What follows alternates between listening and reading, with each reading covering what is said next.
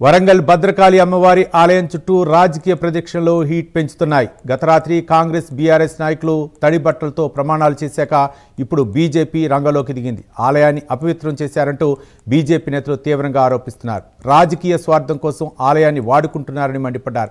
ఈ నేపథ్యంలో ఆలయ ప్రాంగణాన్ని పసుపు నీళ్లతో శుద్ధి చేసే కార్యక్రమానికి సిద్ధమయ్యారు. ఈ వ్యవహారం వరంగల్ రాజకీయాల్లో ఇప్పుడు పెద్ద చర్చనీయాంశంగా మారింది.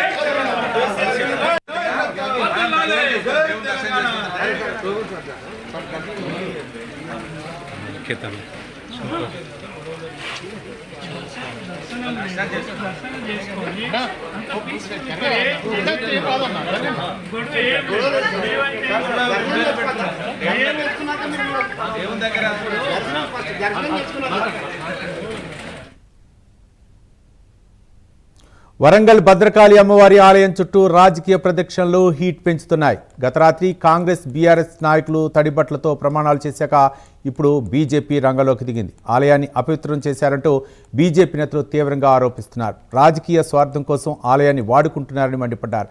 ఈ నేపథ్యంలో ఆలయ ప్రాంగణాన్ని పసుపు నీళ్లతో శుద్ధి చేసే కార్యక్రమానికి సిద్ధమయ్యారు. ఈ వ్యవహారం వరంగల్ రాజకీయాల్లో ఇప్పుడు పెద్ద చర్చనీయాంశంగా మారింది.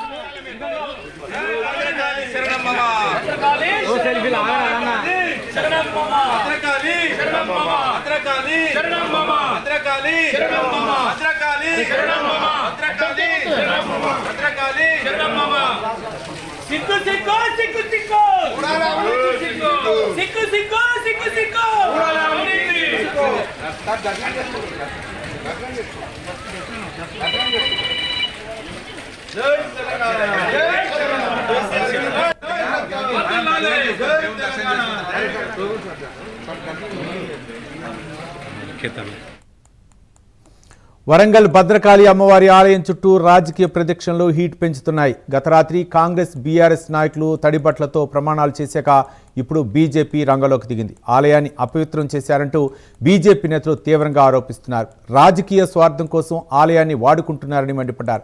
ఈ నేపథ్యంలో ఆలయ ప్రాంగణాన్ని పసుపు నీళ్లతో శుద్ధి చేసే కార్యక్రమానికి సిద్ధమయ్యారు.